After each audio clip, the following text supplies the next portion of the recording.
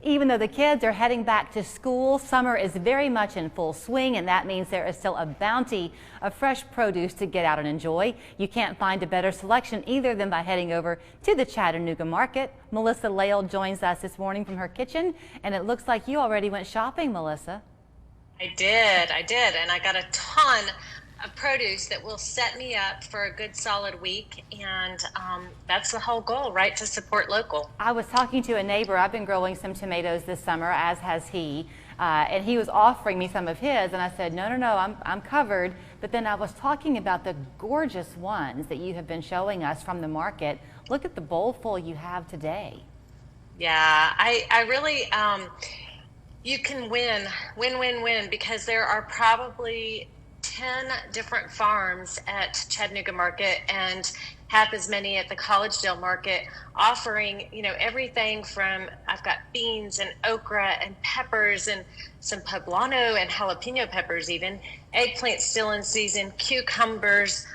In my fridge, I have several fruits that I picked up at the market: blackberries, watermelon, still peaches. So you really can do a full week's worth of your produce. And I know that you've been kind enough to give us some Melissa Lale cooking tips over these last few weeks as you have done your shopping. But part of what you enjoy is talking to the vendors, and the farmers sometimes have their own favorite ways of preparing the produce, and they'll happily share that with you.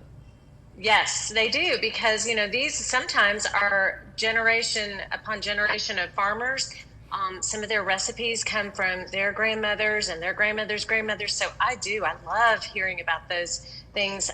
All of this produce I'm showing you here came from Lowe's family farm, and they are, a regional, even closer than regional farm.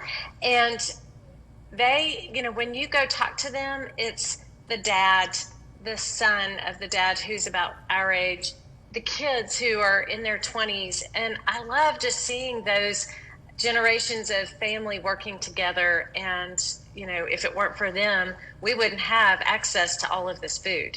And it's a good lesson learned. We've all spent so much more time together as a family in those days since early March.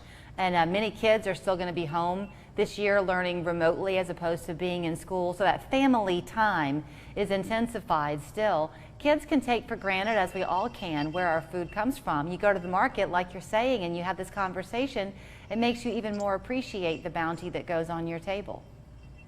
It does. And, I think we're all learning how that it's most important to have food on hand, because you're right, we're home more, we've got kids home more than we're probably used to. And I think the key is going on Sunday, getting everything you need, having it prepped and on hand through the week. So if that means having your cucumbers sliced up so they're easy, grab healthy snacks for your kids rather than them going for the chips or the cookies.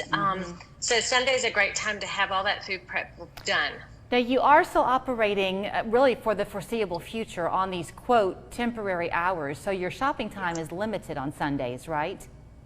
It's actually, I think, only an hour shorter. It's just earlier in the day. And that is twofold. Number one, it's a lot cooler when we start earlier, which I think everyone's been enjoying. But also, it frees up the afternoon so that you can go and have your the rest of your afternoon, basically. So you come from 10 to 2, and you have full access to cheeses and meats and breads and all the produce you could want for fresh pastas. You really would be amazed at all of the things you can find. And this is National Farmers Market Week, so we hope everyone will, if you haven't come during this crazy time, you will not be disappointed, I promise. And you can't see from the vantage point of your kitchen what our viewers are seeing on the air right now, but they're showing video of the river market. So you have it very much separated. So the Chattanooga Market is meats and produces and cheeses only, right?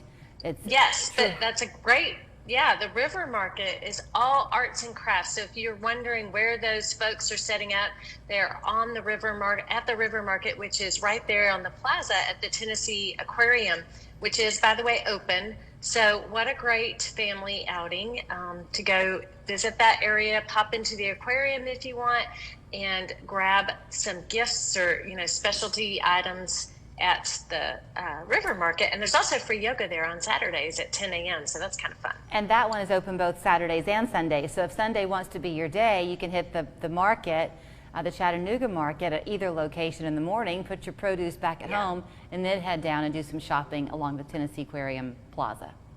Exactly. And if you live out in the East Hamilton County area or Cleveland or, Ottawa, we are set up at our Collegedale Market is at the Commons out there, which is in Collegedale, right behind the police station. If you're not familiar, it's a great market. It's a little bit smaller than Chattanooga.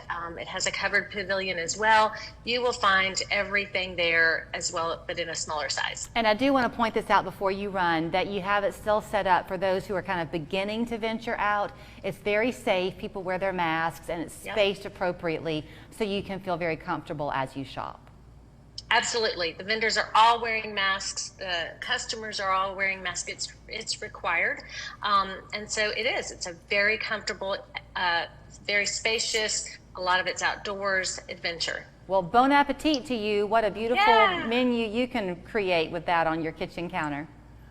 Yeah, thank you. Thank you, Melissa. You can find out more by going to ChattanoogaMarket.com. Again, those hours, as Melissa said, are 10 to 2 on Sunday, either at the First Horizon Pavilion or at the Commons in Collegedale. We're back with more in just a minute.